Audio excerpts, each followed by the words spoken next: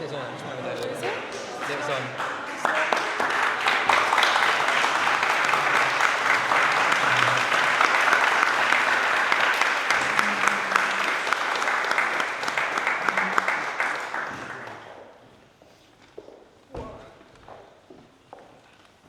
Excellent. Welcome, everyone, to the final Edinburgh Union debate of the semester.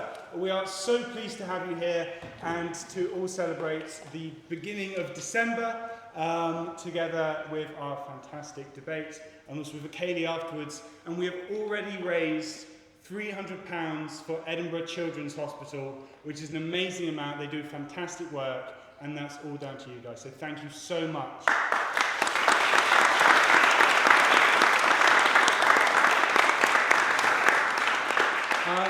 Just before we get going as well, I'll quickly go through how the debate's going to work this evening. So each speaker gets 10 minutes. The first minute and the last minute of that is protected time. You will hear a bell. Ooh, look at that. You will hear a bell at the end of the first minute, and the bell will also go off at the beginning of the last minute. That period in between, you are allowed to ask the speakers any questions that you want. They're also well within your right to tell you to sit back down. But if you want to ask a question, please raise your hand or stand up and clearly say points of information. Otherwise, in their fervour for their arguments, they may not realise that you're there. And with no further ado, we will get on to the motion before us, which is that this House believes the true meaning of Christmas has been lost. Now, for centuries, Christmas has been celebrated as one of the central festivals in the Christian calendar, a time to mark the birth of Christ, to reflect on the themes of hope, generosity, and community. But many now feel that Christmas has lost its meaning, and that the spiritual and communal dimensions of Christmas have been overshadowed, that Christmas has been hollowed out mercilessly by commercialisation and consumer excess. And certainly when you go into Sainsbury's by the library and see a Christmas tree on the 1st of November, you might feel that that is true. But there's also those who believe that Christmas has not diminished, even if its form has evolved. And many still see that its core values of togetherness, generosity, and joy remain intact. That beneath the presence in the advertisements, the true meaning of Christmas has not yet been lost. And those who say that Christmas is rather a frivolous motion to be talking about here at the Edinburgh Union. Christmas may seem on the outside to be, but in a moment when traditions, religion, and cultural identities are being increasingly questioned, what we deem is important and the true meaning to one of our most popular holidays is deeply reflective of not just us as individuals, but us as a society. And therefore, without any more waffling from me, we will get on to the first speaker, who is Angus Spinner, a law student at Edinburgh Napier. Angus, the floor is yours.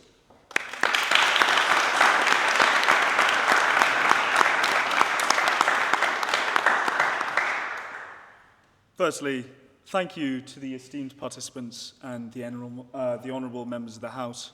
I am so honoured today to speak on and propose... do I need to lower it? No, I mean, we've done this 6 times. You think we'd know by now. I'll stand on my tippy toes, it's okay. I'm very honoured to speak on and propose the motion that the meaning of Christmas has been lost.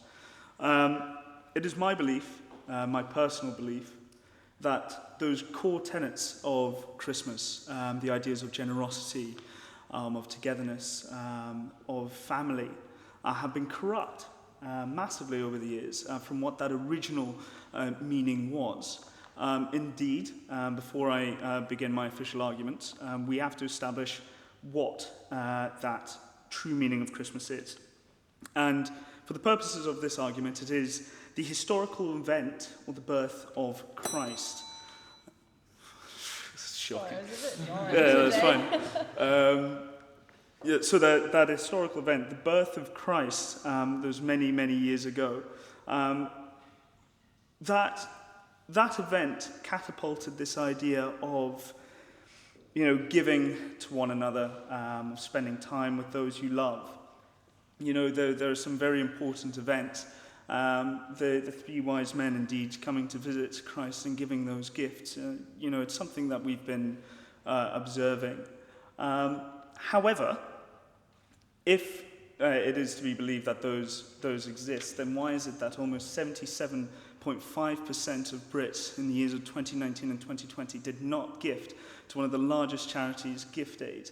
Indeed, out of 65.3 million people, we managed to raise as a nation only £15.6 million, which is staggering. That means on the good end, most people, 77.5% of people, did not give £1 of their money to charity.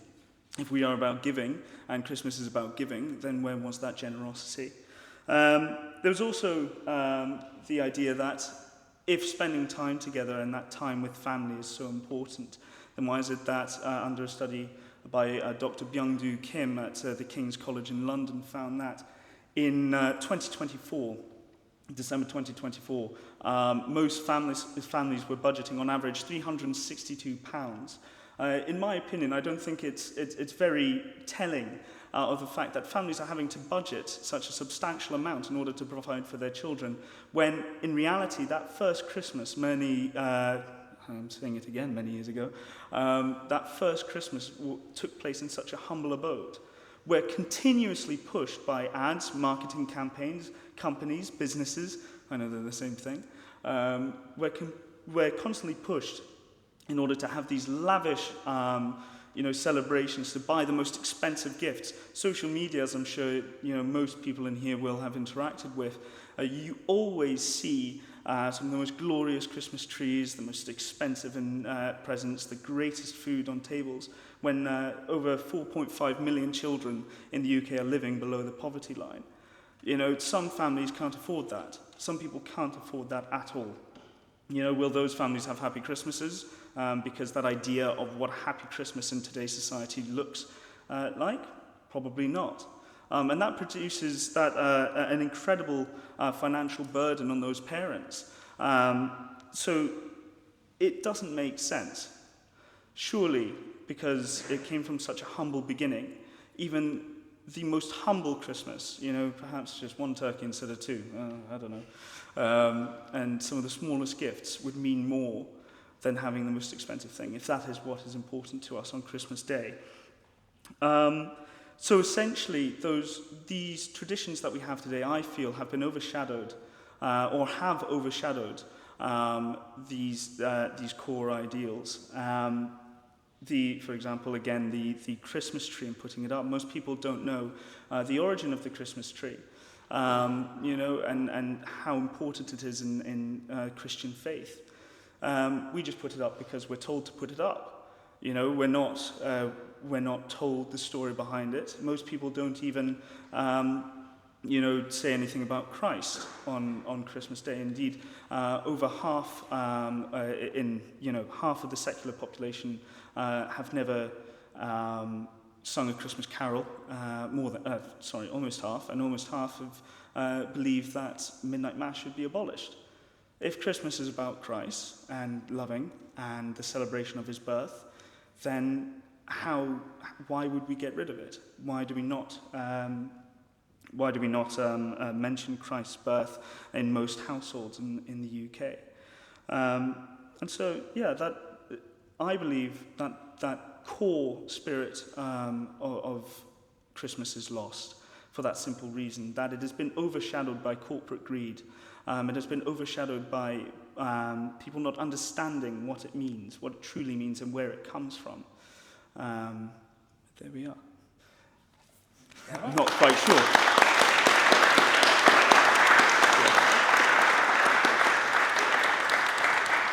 Thank you so much, Angus. And now we are delighted to welcome the first speaker for the opposition, Alex Sargent, a second-year philosophy student at the University of Edinburgh. Alex, the floor is yours.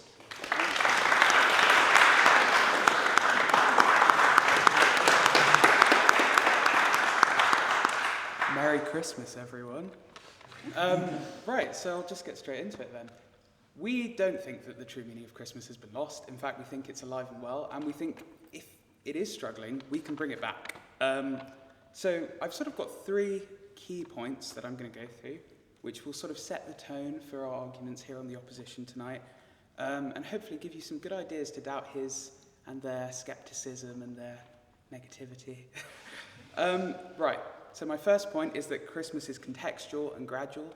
It's evolved over time, it's changed over time, it's still changing, it still fits where we are today.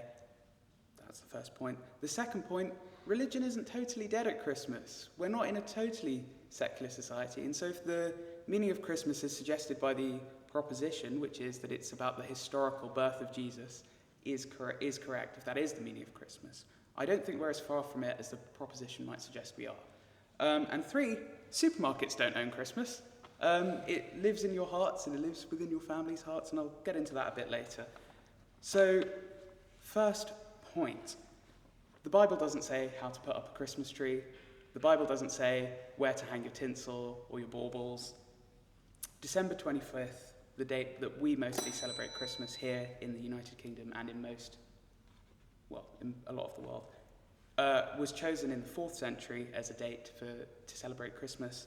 And it lined up with the Roman winter solstice 300 years or so after Jesus was actually walking around in Judea. That seems a bit strange, that seems a bit odd.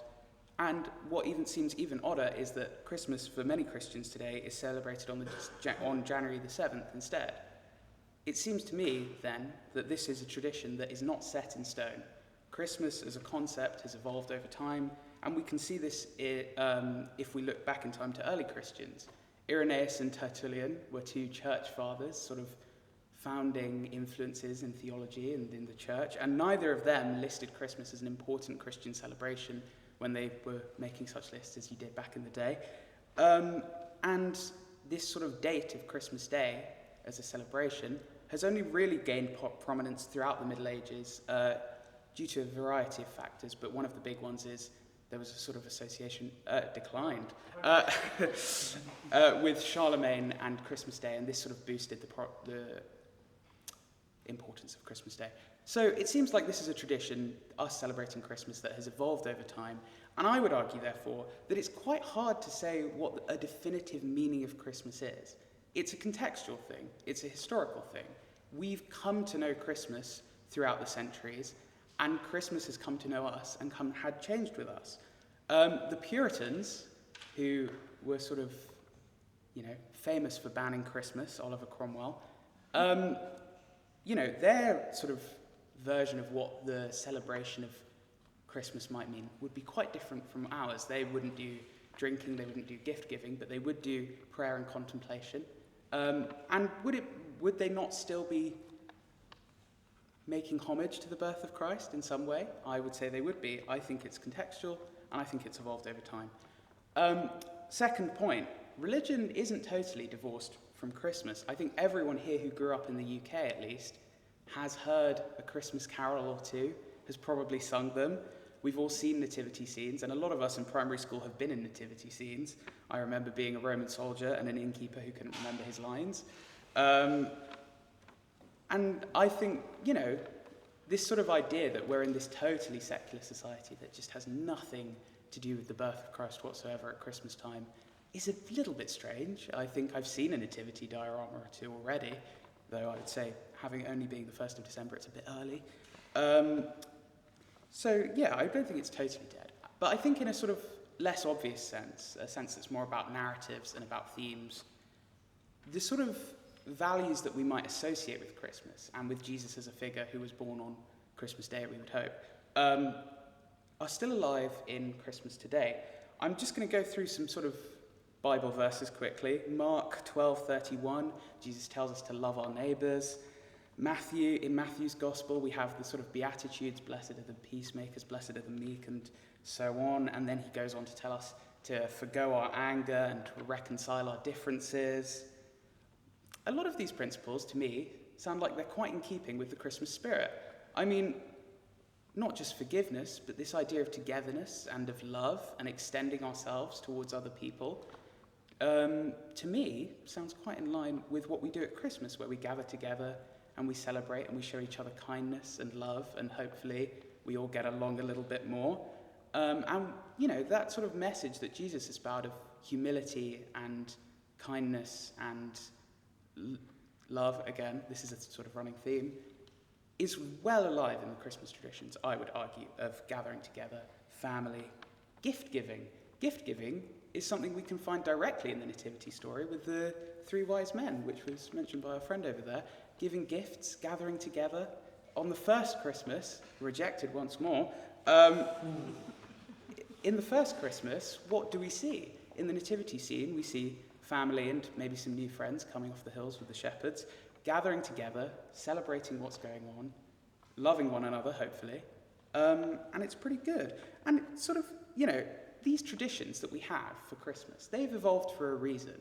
I mean, we're told that we don't know the meaning of the Christmas tree, and I won't lie, I don't know the meaning of the Christmas tree, but I do know the meaning of Christmas carols and why we sing them, and it's about celebrating Jesus' life, and these things have evolved over time, and they've come to us. And even the arch-capitalist St. Nicholas, Santa Claus, with all his presents and expensive gifts and so on, even that represents love, generosity, ideally equality among people, with every child getting a gift, but I know that's maybe not how it shakes out in the real world. But the idea is there, and the theme is there, and we're feeling it, and so on. And my final point can be summed up as supermarkets don't own Christmas. Money and influence does not equal what people really feel at Christmas time, and what they feel when they're gathering with their families at Christmas time. Power, money, influence, these things have always co-opted the spiritual and personal for their own ends. Henry VIII famously started a reformation against the Catholic Church, arguably did it so he could get a divorce, but that doesn't mean that people didn't feel that reforming the church was not right or necessary. Just because someone with a lot of power has co-opted a spiritual matter just for their own ends, that doesn't mean that the spiritual matter is totally dead. I'm going to have to reject you again, I'm so sorry. And that doesn't mean that people didn't feel at the time that there was something deeply spiritual about what they were doing. You don't have to celebrate in November. You don't have to walk into Sainsbury's and bemoan that there's a Christmas tree there. You don't have to watch the Christmas ads, and you don't have to budget £300 for Christmas time.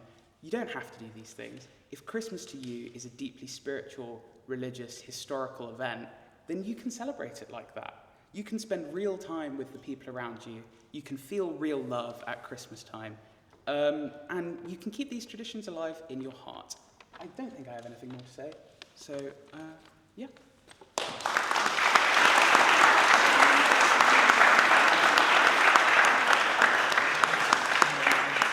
Thank you very much, Alex. The person who was rejected 3 times, that's tough. That's tough. We will be having floor speeches after the 4th speaker. So whatever your question was or your point, just keep thinking on it, and you'll get an opportunity to speak on it in the future. No problem. that doesn't just go for you, that goes for everyone. If anyone wants to make a point later on, we will be having floor speeches. Excellent. Well, thank you very much, Alex. We are now delighted to welcome the second speaker for the proposition, Sister Mary Benedicta, a member of the Religious Sisters of Mercy. Sister Mary Benedicta was made the coordinator of the Special Religious Development Programme, and she's the lay minister coordinator for secondary school development, for secondary school chaplaincies for the Archdiocese of St Andrews in Edinburgh. She was previously a theology teacher, and later also became principal of St Mary's Catholic School in Orange County. She has served on the committee of the Department for Religion and is a member of the Ethics Committee for St Francis Health System, which offers healthcare services to communities in Tulsa, Oklahoma. Sister Mary Benedicta, it is an honour to welcome you to the Edinburgh Union.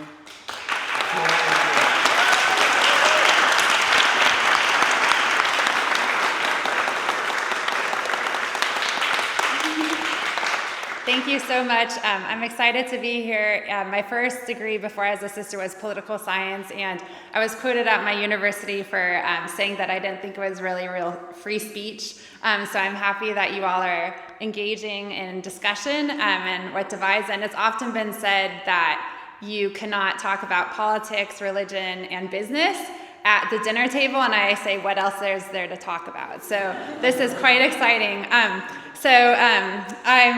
in for a little fun. So for the true meaning, when we're talking about the true meaning of Christmas, we mean the original meaning. So when we say original, where all good students know to go back to the sources. So, and when you're writing your essays, your papers right now, you have to look at what's the citation. So where did you get the source? So when we're talking about the source, we actually go back to the actual historical event. So the historical event was that Jesus Christ, or you just say a little baby was born in Bethlehem, okay? Who's that little baby? We know that that historically happened, whether or not you call it CE or you call it AD. It's demarcation is that date, and then who we call him. So he's the savior of the world, and so we look at Revelation, we look at what has transpired for tradition. And so what we're looking for is, we don't really care about Christmas trees, and they're great. You know, they're in the Vatican. I'm a sister, I'm a Catholic sister, but if you put one on your head, so this is a little ad hominem attack already. If you put one on your head, we want to know what it actually means. So you want to know what the true meaning of that tree is, and we can tell you later. We have a historian here, his patristic scholar on our team. So when we're talking about that, true meaning, original meaning, and we know it's evolved because history and we incorporate things into our customs, and they do evolve, but ultimately we're talking about Christmas. So what's the etymology of Christmas? So Christ, Mass. So we have Christ and then Mass, and that's what Christmas means. So that's celebrated. And when we define lost, we're talking about not for everyone per se, but a general sense that something has happened in society that it no longer is existing in a concrete way. So first, I'd like you to imagine a little bit if you spend several weeks preparing a guest list, cooking, putting up decorations for a birthday party. And then you go all through the motions, and then afterwards, all you talk about is the decorations, the food, and the invite list. And then you don't actually talk about the person for whom you're throwing that birthday party. And so then society starts to do that, whole groups of people start to do that, and before you know it, it's happening year after year. And this is what we would say would be a little bit crazy if you don't talk about the granny or Margaret or David whose this birthday party is for. So similarly, we argue that this is what's occurring with Christmas, is that people put up decorations, they cook, they shop, and they don't talk about who it's for the Christ child. And who's the Christ child? The Christ child, if we look at who Isaiah, who is a prophet, who wrote 600 years before Jesus Christ, so this is in the Old Testament, he called the birth of Christ a son given for us, and dominion is laid on his shoulders, and this is the name they gave him: Wonder, Counselor, Mighty God, Eternal Father, Prince of Peace. That's who we're talking about when we're talking about what Christmas is about and how we're judging whether or not it's lost. So we're talking about the Wonder Counselor. Does that ever come to mind when we go through Christmas, when we go through the 25th? Second, I'd like to talk about the actual baby. So if we go through the process of celebrating Christmas and there's no thought about the actual baby, we've sort of lost something. Christmas is about the baby. It's more, we talked about commercialization a little bit and the effects of it and goodwill, and we already see in society that even if we pin it that Christmas is successful if we become more charitable, but the reality is, by Angus's statistics, is that we're actually not as charitable as we actually think it is. So if we're only judging it by the effects, which is goodwill, which are all very good things, that's one thing, but ultimately that's the effects that should occur from the Christ child.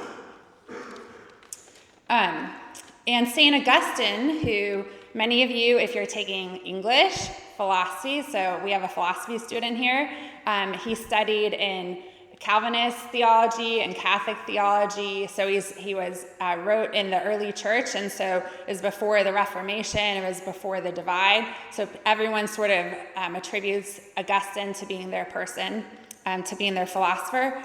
He said that the Savior is unspeakably wise, wisely speechless as an infant, filling the world, lying in a manger, so great in the form of God, so small in the form of a servant, in such a way that neither the greatness was diminished by the smallness, nor the smallness overwhelmed by the greatness. So if we're not seeing that juxtaposition of the greatness and the smallness, if that's something that doesn't hit our heart, we would argue that Christmas has been lost.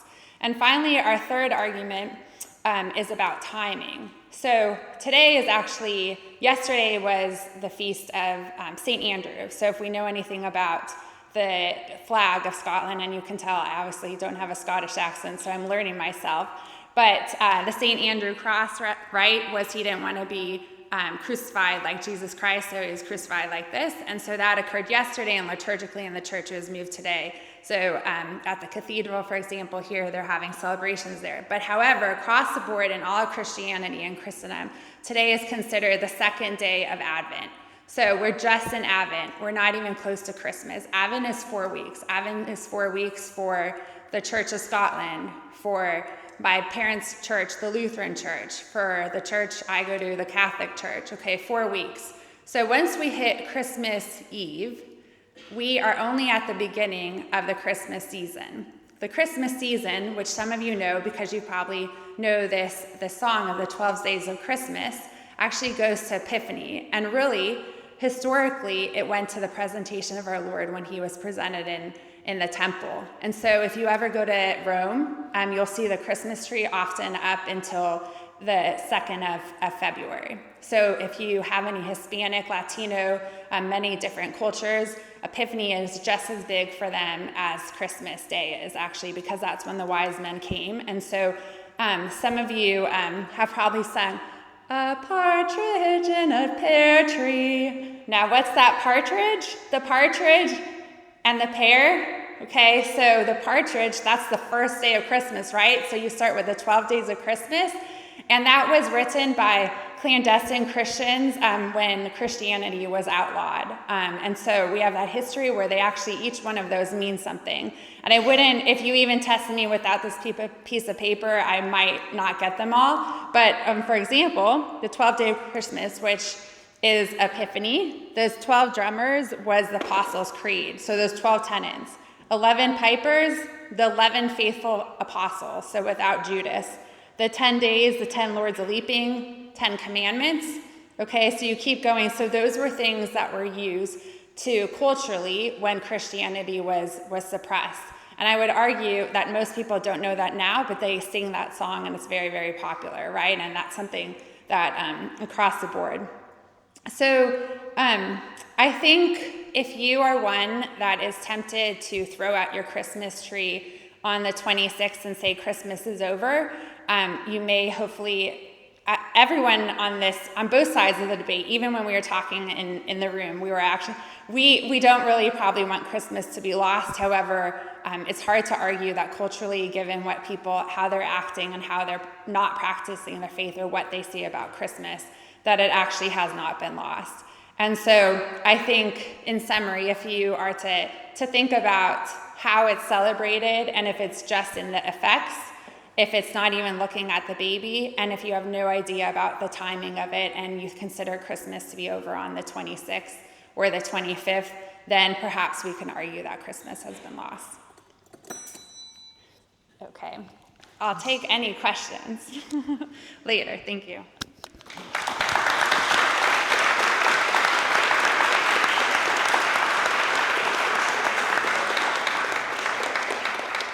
Thank you so much, sister.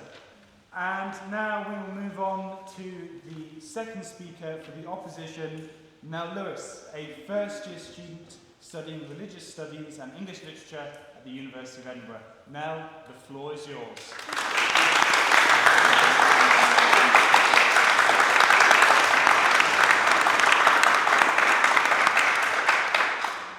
Thank you. I'm not used to microphones, so I hope this all goes well. This House strongly opposes the idea that the true meaning of Christmas has been lost. Fundamentally, Christmas revolves around principles of community, family, and celebration, and it remains evident that the meaning of Christmas has simply evolved and expanded rather than becoming lost completely. While I think that we can all agree that the religious foreground of the holiday has faded into the background, this House does not necessarily believe that this erodes the meaning of Christmas. Indeed, I would argue that by going beyond rigidly Christian doctrine and surpassing its identity as a purely Christian festival, Christmas has expanded as a holiday to encompass far more than one religious tradition, one religious group, or one religious community. Truly, what could encapsulate the sentiment of Christmas more than the inclusion that comes with increasing secularization? This House would go on to argue that it is precisely this malleable identity which has permitted Christmas to survive and thrive as the most widely observed holiday in the world. Every year, in primary schools across the UK, children of all creeds and religious identities will dress up as sheep, angels, and wise men. These children are about to bleat, flap, and shuffle across their respective school stages in front of proud parents, watching their children reenact one of the oldest stories and come together under the core Christian values of togetherness, unity, joy, and celebration. I think it's worth noting that if Christmas was expected to uphold a strictly biblical interpretation of its traditions every December, many of the families, schools, and universities who use this period to celebrate and come together might feel alienated from the celebrations or unable to participate. By using religious fundamentalism to create distance between worshippers and holidays, the core values of loving your neighbour and welcoming those of all faiths and none are inevitably lost. Furthermore, I think it's important to note that Christmas has always traditionally been a festival of adaptation. In many of the debates surrounding Christmas tradition and identity, which we've heard today, there is an idea that Christmas has always had a fixed identity, which is only now being desecrated by capitalism and debauchery. This is quite simply not the case. Christmas itself is a relatively new holiday and emerged out of the paganistic tradition of Yule and the ancient Roman festivals of Saturnalia, my Latin's terrible, and Solar Invictus, with December the 25th chosen as a date explicitly to Christianize existing festivals, under which we absorbed many of the paganic traditions and customs into our holidays, such as feasting, evergreen traditions, and gift-giving. Thus, I think it's fairly reductive to suggest that the increasing secularization, which includes greater numbers of people into the holiday, is losing its true meaning, as frankly, the bedrock of Christmas's true meaning has always been transformation and evolution, to usher more and more people into churches. Indeed, I don't think it would be a stretch to claim that by continuing to evolve the practices with which we celebrate Christmas, we are continuing its true meaning and acting well within documented historical continuum.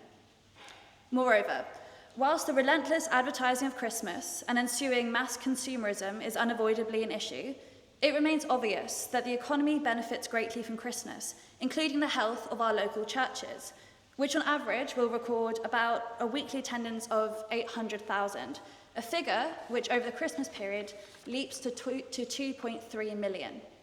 This is matched by an increase, although the other side have claimed it's not enough, in the nation's charitable donations by 20% every year under the festive period. Whether small or big, these figures underline that as much as the religious aspects of Christmas have faded into the background, there is a huge prevailing public appetite for Christmas services, which literally send millions to the pews, swelling congregation numbers and providing local churches with a lifeline amidst dwindling numbers of observant Christians in the UK. The added funding that they will give to churches appreciated no matter why they're there. Therefore, when examining figures which highlight an ever-increasing number of Christmas attendees year on year, it is hard to see how Christmas does simultaneously encourage religion whilst welcoming those who are not part of the faith. Moreover, I would like to remind proponents of a strictly Christian Christmas that we did try this. Under Cromwell, there was a move back to a biblical, purely religious festival, which was quite simply no Christmas, because there is not enough biblical backing to justify the festival. Therefore, Christmas's adaptivity, broad appeal and inclusion are not its weaknesses, but its strength. In today's increasingly divided political climate, it is my strong belief that a holiday which allows as many as possible to come together in celebration is the closest we are to the values of Christ, and by extension, the closest we are to the true meaning of Christmas. Thank you.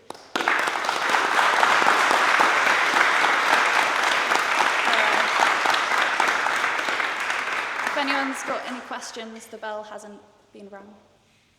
No? Yes. Oh, sorry. Could you provide a working definition of truth? Potentially one of the hardest questions anyone has ever been asked. Could someone open the double doors, please? I would like to run away. They're open. I'm not sure if I'm qualified to do so. I think that truth largely comes down to intention. And I'm not sure if there's a better definition than that. Yeah. Any others? If they're as hard as that, please don't raise your hand. Could you repeat that slightly louder, please? I don't think so, but I think that in the UK, I think it's one of the most important values of Christmas.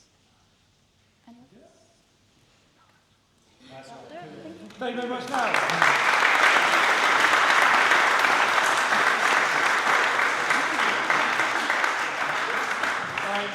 Now, this is the time where we would like to open it up to the floor. Would anyone want to get any Christmas-related burdens off their chest? Or excellent. Let the microphone come over to you. Thank you. The first point that I would like to discuss is where the date, the 25th of December, actually comes from.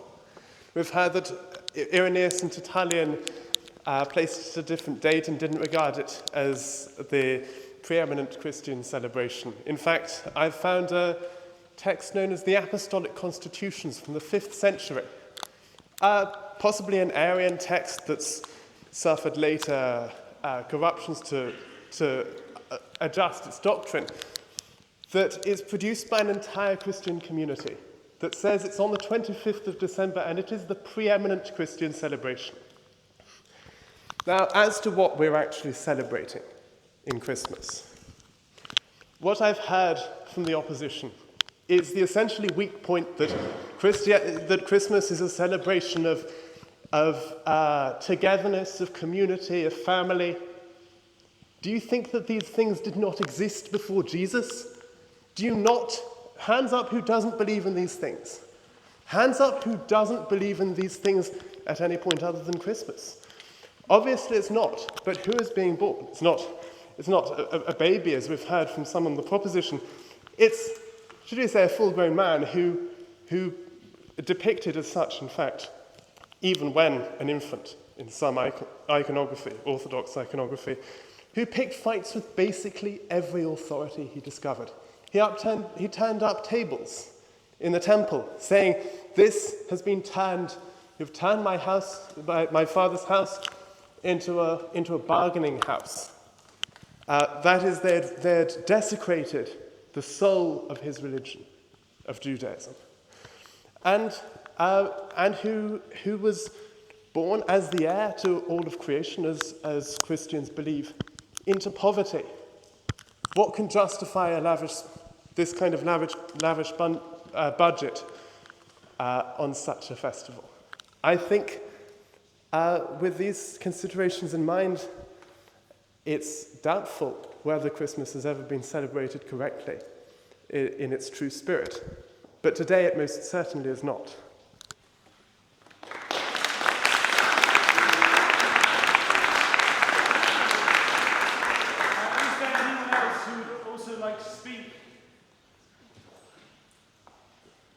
No? That's okay. Oh, I saw a hand. Oh, you shouldn't move that hand. Excellent, excellent. Yeah, thank you. Well, this was more so not just a point, but maybe a question to the House as a whole. Because some of the points made by the proposition was that Christmas has evolved from its original meaning. We do not celebrate Christmas as intended, as celebrating the birth of Jesus specifically, mentioning that part specifically. However, I would like to ask the House, maybe to themselves, a rhetorical question, so to speak. What practice from so many years ago, from millennia ago, has not been changed in that time? Because literally every practice that I could think of, whether it is as simple as eating food or something like that, has been shifted through the millennia. And because of this, it does not mean that our values as humans have changed in that time. So perhaps I'm wrong, perhaps there has been some things that are elementary and have not changed regardless of time and place. But if things have not done so, then maybe it is just that Christmas has evolved to something better, not necessarily what it was 2,000 years ago. Thank you.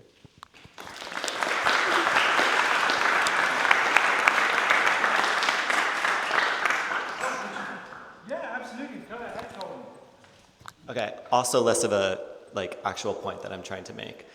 But I think I'm wary of a debate that gets caught up in semantics, right? So whether or not you believe that the true meaning of Christmas is the religious context or kind of the values that are associated with it, giving and family and whatnot, I don't necessarily think that a lot of people are going to walk out of here with their minds changed in terms of what that is. But I do think that it is important that both sides address both things and try to win on both things, because it is important for a lot of people. Whether or not I am a practicing Catholic, I am still culturally Catholic and culturally Christian because I come from the US, and a lot of people are the same way. And so I think it's important to know that, and yet I also still practice Christmas in a sense, right? So I still observe Christmas as a holiday, not necessarily in the religious sense. And I'm willing to be persuaded that that might mean that the true meaning of Christmas has been lost because the true meaning is the religious context. But I would just say that I think it's important that both things are addressed, not just, we believe that the true meaning of Christmas is the religious context, or we believe the true meaning of Christmas is the values that come with Christmas. Therefore, if you believe these things, you should vote on our side. I think it's important to try to win both sides. So that's my challenge to the remaining speakers.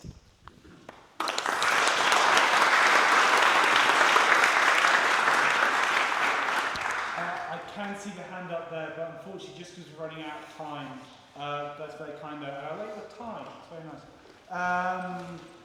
Sweeten up the audience, Excellent. Now, thank you very much for those contributions. We would love to welcome the third speaker for the proposition, Dr. Oliver Langworthy, a lecturer in theology in the theology department at the University of St. Andrews since 2017. Dr. Langworthy also served as an academic editor of the St. Andrews Encyclopedia of Theology. The doctorate program that he has researched on focuses on the writings of Gregory of Nazianzus. Nazianzus. Be careful with that one. Who significantly, even if we struggle to pronounce his name, shaped religious practice of Christianity in the 4th century. Professor Langworthy, it is a delight to welcome you to the Edinburgh Union, and the floor is yours.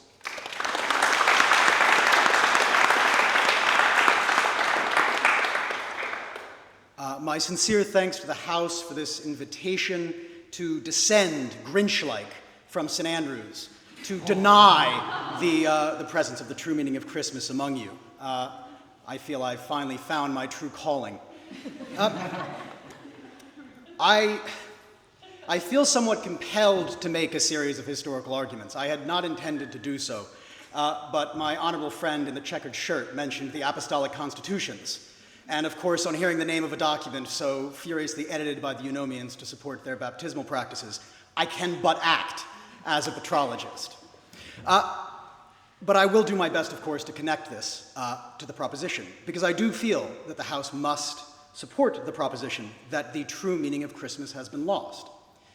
And as a first order, we can see that it has been lost, because such intelligent and articulate young people as our friends in the opposition have fallen for a series of deeply Anglo-centric, Eurocentric propositions about the nature of Christmas, which ignore the North African and Mediterranean context in which Christianity emerged and found its full flowering. It is, of course, not the case that Christmas is on the 25th because of Sol Invictus. This, you will all be aware, so I say this mostly for my benefit rather than yours, was something that emerged first in a Syriac biblical commentary around the 8th century by an author named Dionysius, I believe it was Dionysius al-Barabi, who made this association.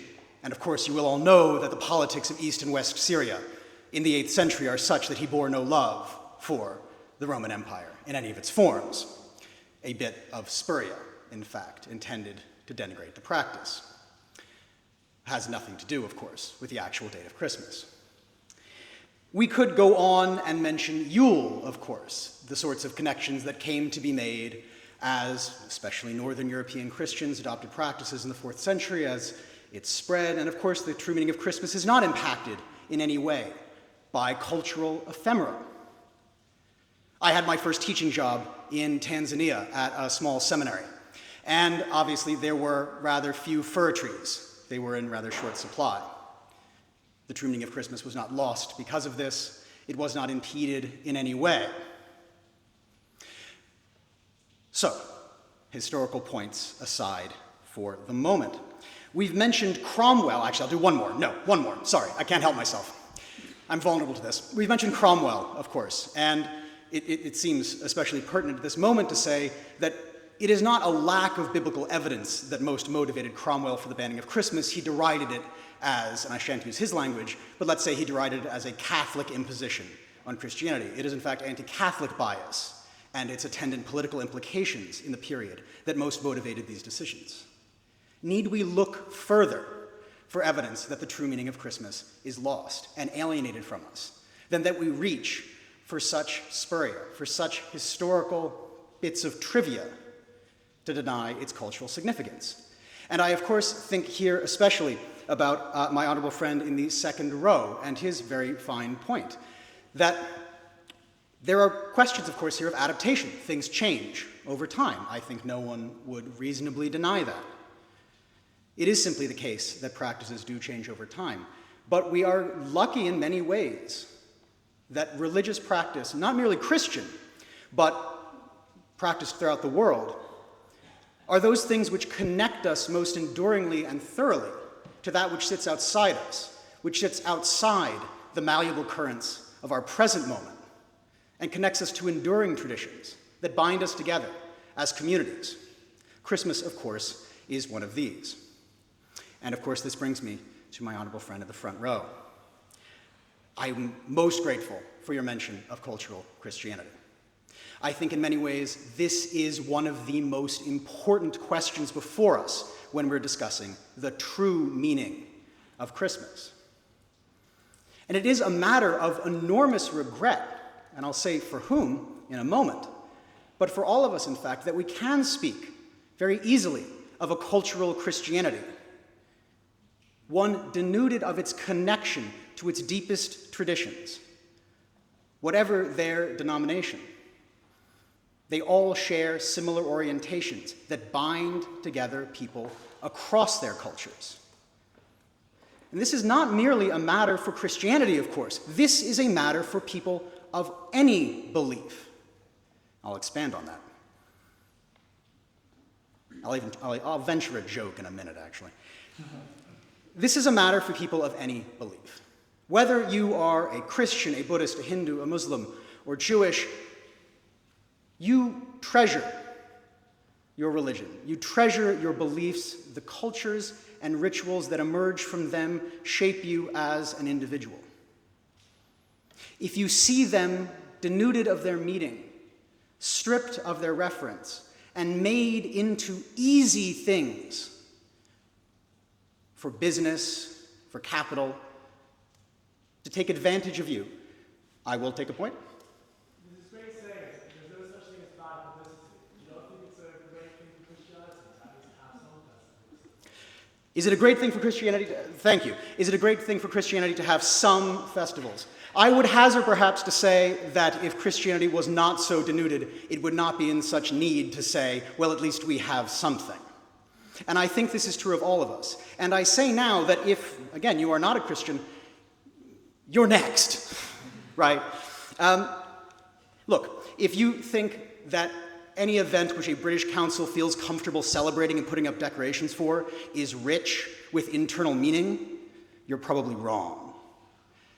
If it's that easy, if it's that obvious that such risk-averse organizations feel comfortable decorating for it, you already know that its true meaning is lost.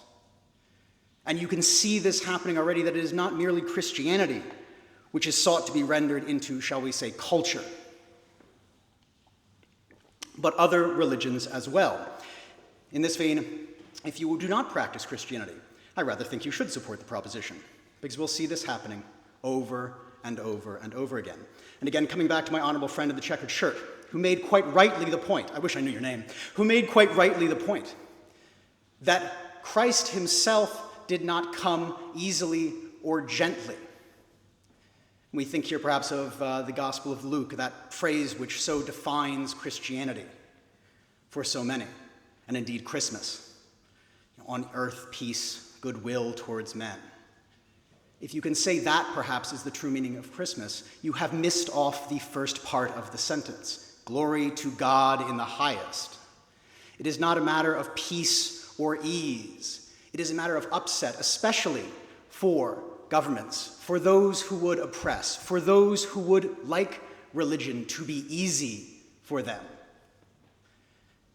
So again, I agree, supermarkets do not own Christmas. I certainly hope supermarkets never own Christmas. Mariah Carey has too much power already. Supermarkets do not own Christmas, but what our supermarkets do says something about who we are as a society. And we can see so clearly what has been lost by what they find easy, that once more Mariah Carey will be de-iced and brought to the fore so we can hear about how all I want for Christmas is you. And again, I must say, unfortunately, sort of Grinch-like, I must descend to say, but of course, that isn't what you should want for Christmas. That isn't to say that I wish to strip away the shape of Christmas ritual. That isn't to deny the existence of cultural Christianity, or to say that it's a bad thing, that someone who is not an ardent Christian should be moved in some way at that time of year to want to give more, to do more, to see family, to embrace others. These are all, of course, good things. They are, nevertheless, good things which emerged out of the true meaning of Christmas, out of the birth into the world of whatever your religious orientation, someone who sought to upend those very easy structures, who brought a new message, who sought to change the world, and to change the world in a final, in a real way, not one subject to the vicissitudes of history, but one to which many cultures could find themselves bound. And so this House must support the proposition that the true meaning of Christmas has been lost, if, in what I have said, you think we aren't doing that, say, on Princess Street right now. Thank you.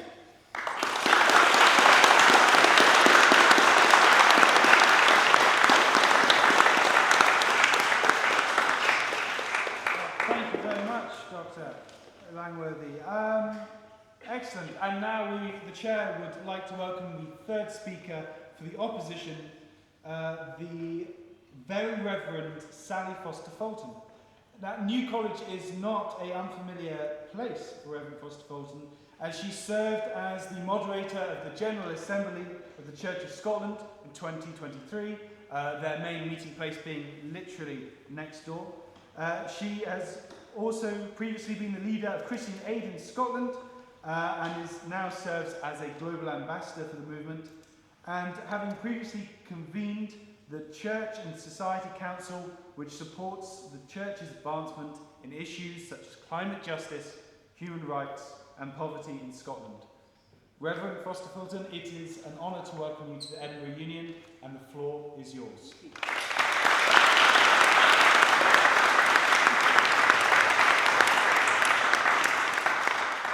Thank you, and it has been an absolute honor to be asked. So thank you, and I'm really looking forward to the wisdom in the room. So I will keep my remarks to the 10 minutes, and then I'm looking forward to the floor. And I thank my esteemed colleagues for the proposition, because I think they've helped me make some of my points. truth. Which one? Because I would argue that the sacred stories offer a journey towards truth, not a static one answer, but a search. A search. Like a treasure chest in a cave, you dive in, you dig deep, you find one gem, an idea, a pearl of wisdom, a nugget of truth, and you bring it to the light and you say, look at this, look at this. I believe the Christmas story is expansive enough, persistent enough, subversive enough to withstand and resist our attempted domestication of it. In a way, that is the point of a story like this. And now a little bit of background. And I'm sure we know it, but sometimes it's important to remind ourselves, and if we didn't know it, to hear it.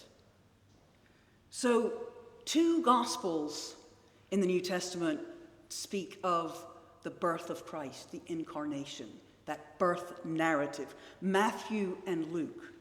And you cannot smash them together into one lovely, seamless nativity play, even though we do it every year. The Sunday school party line dissolves when we try to do that.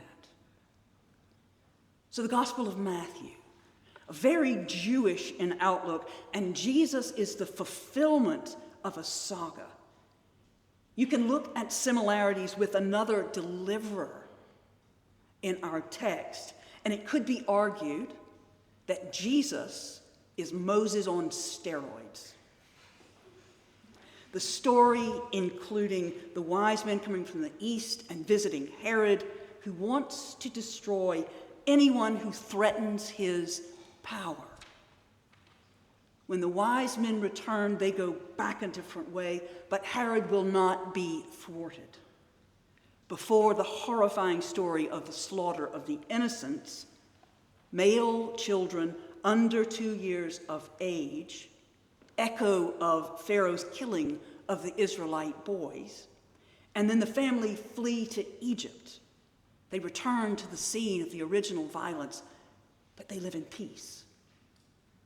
The story is pointing to truths. Truths.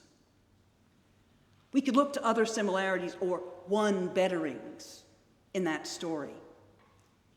Manna in the desert for Moses, feeding of the 5,000 for Jesus with 12 baskets left over, the parting of the Red Sea, and then you've got Jesus walking on the water.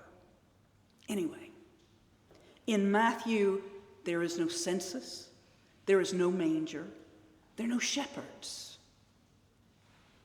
Those are found in the Gospel of Luke. Luke explodes the elite mission of Christ. The message of Jesus comes to shepherds, the most vulnerable, to the elderly, Simeon and Anna. There is no run-in with Rome in Luke's birth narrative because that author is also writing to a Roman audience who need to see Christianity as law-abiding and peaceful. Luke's gospel focuses on according to the law, while Matthew's gospel focuses on according to the scriptures. But what they have in common is a journey, a seeking for the truth. In Matthew, the wise ones travel from the east. They follow the light. They encounter a power that wants to control. And when they find the Christ child, they go home a different way. They don't return to that controlling power, because power that wants to control will always be a danger to the truth, to the light. Is that true? Is that true? In Luke, Mary and Joseph travel to Bethlehem. The angels travel to the shepherds. The shepherds travel to the manger. Mary and Joseph travel to the temple to present their son. Is truth a journey? First, Christians were called the followers of the way.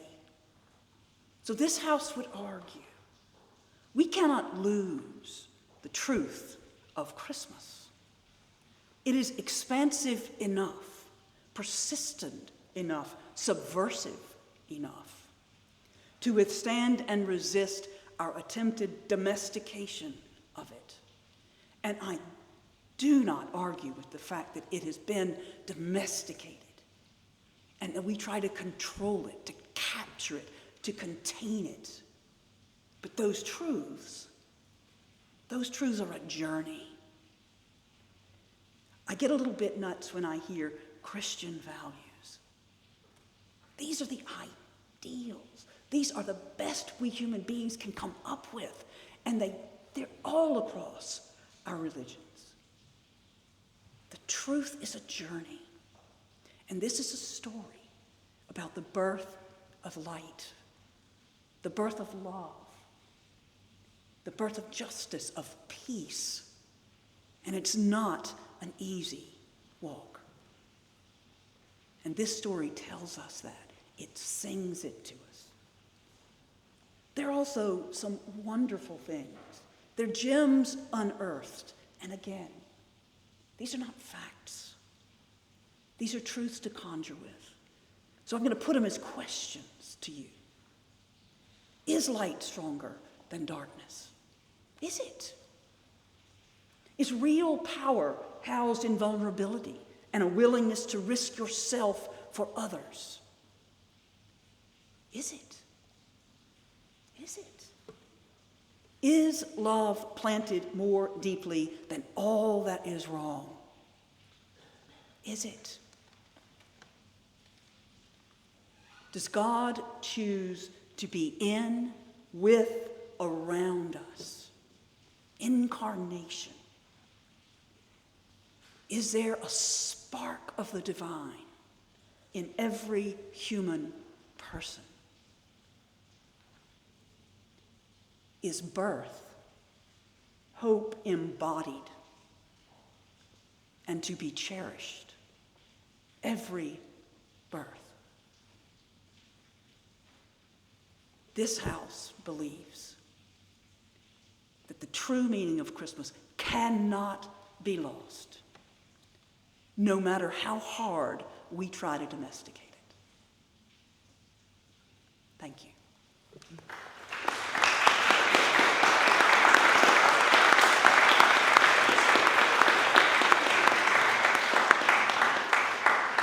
Thank you very much, and thank you very much to all of our speakers.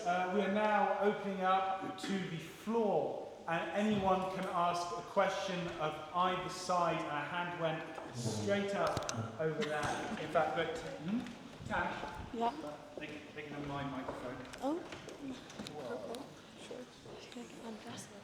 Sorry, shouldn't.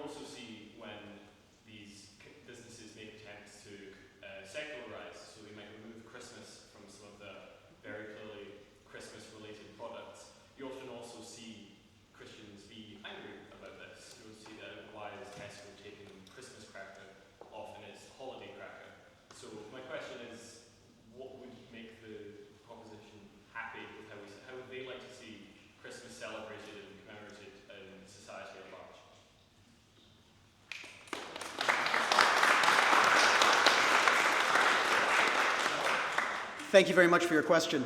I think I can comfortably speak for everyone on the proposition when I say that we are not most incensed, for example, over, most pertinently perhaps, Tesco removing Christmas from trees. I think they're called holiday trees now. That in itself is not problematic as such for us.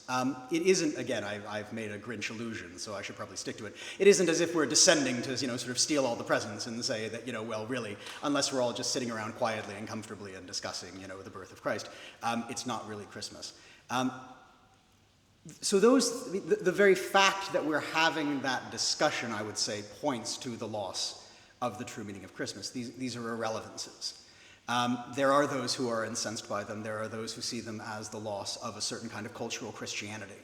But that is, I would contend, and I hope I speak for my friends here, though I'm sure they'll contradict me, when I say that that is the sort of rearguard action against, which we would not support. It points only to the fact that we are in the right, as it were, by saying the true meaning has been lost already. I hope that helps. Would you like to have a response to that? You don't have to as well. Absolutely, go ahead. Yeah, I think the question makes a really valuable point, because I think it is, when we talk about the meaning behind Christmas and kind of, like you alluded to, kind of embracing what the true meaning is, I do think we run the risk of an increasingly narrow definition of who is allowed to celebrate Christmas and what that can look like.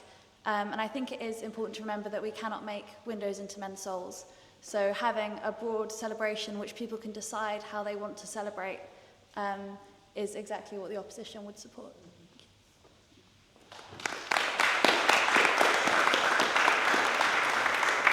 Awesome. Is there anyone? Yes, I can see a hand over there.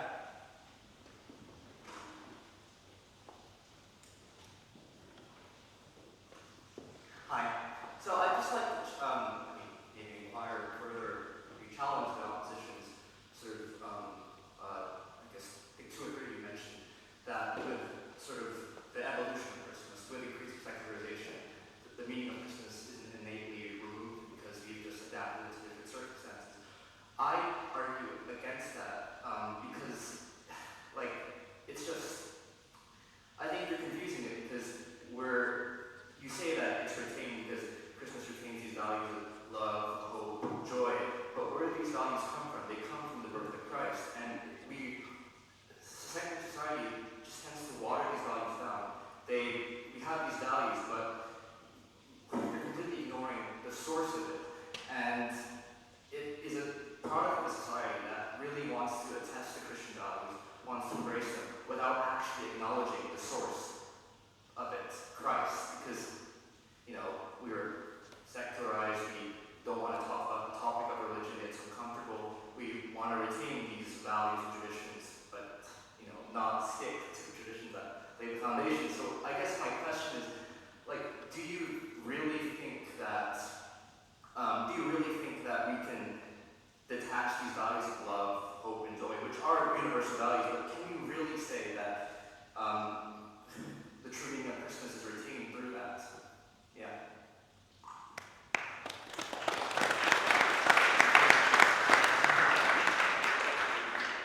I think it's just more evidence for our case, to be honest, because, you're saying we want to hold on to these values, but we're not sticking to the traditions that birthed them. But doesn't that really just show that they're more deeply baked into our society than perhaps the proposition would like to admit? I mean, if it's to a point where we can sort of detach them from their context, but still have this deep yearning to feel these values, then maybe, I don't know, maybe they're buried a little bit deeper than you might assume.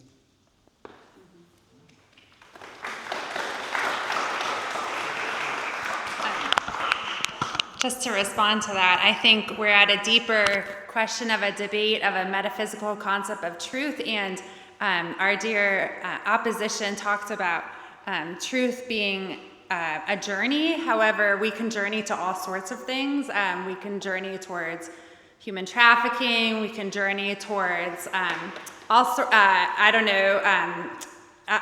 anywhere. I mean, life is a journey, right? But when we truth is based in reality, and if we're journeying away from that, then I would say that we have to look at what truth is. So, and then the definition of truth being an intention, you all know if you're a student, so you can say you're caught cheating, but my intention was to get good grades. Good grades is a really good thing. However, you would probably say that cheating, which is the truth of your action, is actually kind of bad. So I would caution putting truth based in reality. So I think at the core of this argument is about what is the true meaning, and truth, we clearly are divided as a house what truth is.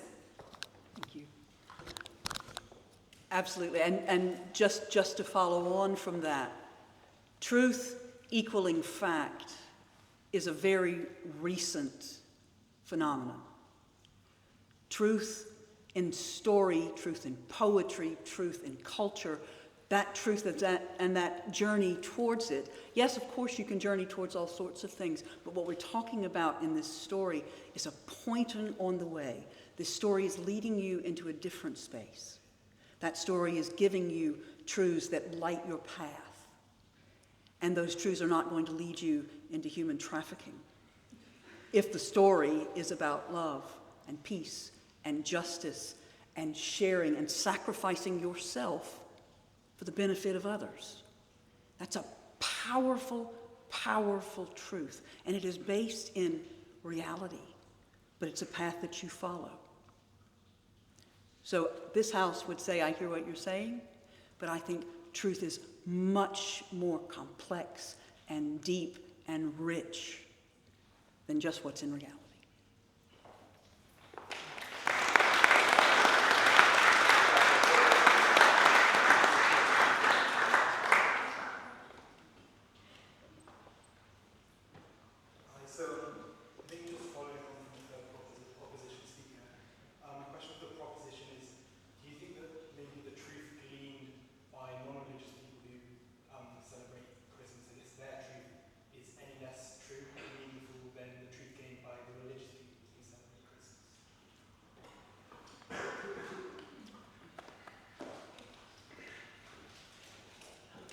I think that's, in many ways, a fantastic point. It's one I had hoped to speak to, there we go, one I had hoped to speak to in my own remarks, and I apologize if I did an insufficient job of that. Far from denying the good that arises from what you've identified, which is, shall we, you can shake your head or not, I can see you, if you think I'm getting the right point here, effectively a secular understanding of Christmas. Is that more or less what we're getting at? Sort of, this is Christmas as togetherness, this is Christmas as family time, absent its Christian connotations, right? I don't think there's anything wrong with saying that that's a good thing. That's a thing that has its own meaning, and it has its own, and if we'll take this idea, it has its own truth. And it exists, I think, within a cultural framework shaped by Christianity. Again, I'm seeing a nod, that's a good thing. I feel like I'm on track with you here. Good. But that isn't to say that it is identical with the thing that shares its name. And in fact, recognizing that is to do greater justice both to a secular understanding of Christmas, as I think you would have it, and to the Christian one. Because we have a difficulty here. We have a sort of parting of ways, in fact, where on the one hand we have a religious celebration that belongs, shall we say, to a group of people who have deeply held beliefs about its meaning, and on the other we have a secular practice which emerged out of that and which has largely been decontextualized and can be shared by many people, right? That isn't to say one of those is bad and one of those is good, but it's to say that they're different. And if we believe that they're, and again, I'm going to revert into debate mode here for a minute, but if we believe that those are different, I think that speaks to supporting the proposition, to recognizing, in fact, that one of these things, that they possess a difference merely, right? That each has their own true meaning. And that prioritizing one over the other is to suggest, in fact, that we're losing the meaning of one, all right? And in fact, we are seeing a shift in sort of around names to distinguish this more and more as time has gone on. And we had an excellent question relating to this from the second row. Yeah, so I think that isn't in the least to denigrate or deny that. That is an individual experience, but in fact to highlight that distinction.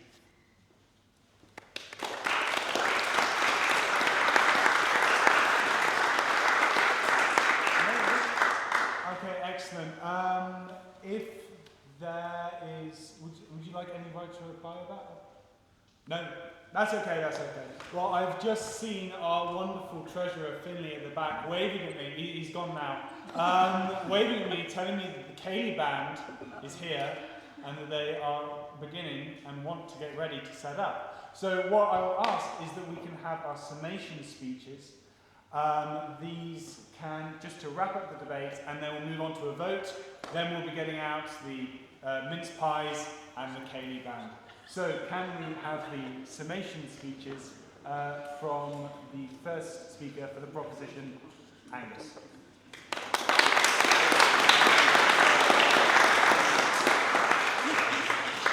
Firstly, I really hope I honour the arguments made by both of my colleagues here in summarising them correctly. These are, if anything, how I've interpreted the points that were made. I don't know if some of you saw me furiously scribbling away. That was all in preparation for this. So the few points I have here can be summarised in sort of one sentence. It is not what we do and not the traditions that we follow, but it is our understanding of why we do it and what these traditions mean. That sort of garner this argument that Christmas spirit, the true meaning of Christmas has been lost because there is a lack of understanding, there is a lack of context. Also, there's the idea that our religious practices do keep us culturally connected all around the world, and it is this idea of community that is essential. I'd also like to summarise some of the other arguments, which were that evolution can exist, and it is in fact encouraged so long as we keep those original meanings in mind when that evolution takes place. We can change what we do, but we cannot change why we do it. You mentioned as well the opposition, who were brilliant, by the way, also mentioned the fact that supermarkets, they do find it easy to market to us, and that is another reason why it is lost. It's because they can identify, what is essential to us in celebrating Christmas, whether it's, like I mentioned, that lavish food, those expensive gifts. They know what to market towards us, and that says a lot more about us as a society and what we think the true meaning is. And they capitalise on that hysteria by starting Christmas really early. So, to summarise again, I think it is, and I believe what the proposition has put forward is that it is not, it is not what we do, but why we do it, and our understanding of why we do it.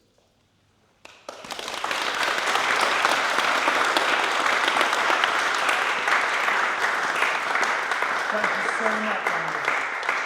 Alex, if you would like to summarise the opposition. I think if the proposition's argument can be summarised as it's not what we do, but why we do it, I think the opposition's argument can be summarised as it's not just why we do it, but also what we do. We've heard quite a lot of arguments. We've had a very well put case from the proposition that secularization and what we could broadly call capitalism has denigrated the value of the Christmas season and devalued it and stripped it of what makes it truly appealing. But I think here on the opposition, we take broadly a broader view. When we're talking about truth, it's something broader than just we're talking about this man who lived in this time and what he told us and what happened when he was born. We're talking about values, and we're talking about currents of feeling and, as my colleague here said, journeys through the truth. And I think it does come down effectively to pessimism versus optimism. At the end of the day, they look at the world and what they see is a world that's lost its meaning, that's been defanged, that's been domesticated. And when we look at the world, what we see are these elements of important things within the Christmas story and these elements of the modern Christmas that maintain these things that we think are so fundamental and so true and so valuable. And I suppose we choose to think that Christmas hasn't been lost yet, and that there's still a lot of Christmas spirit worth fighting for. And I think that's...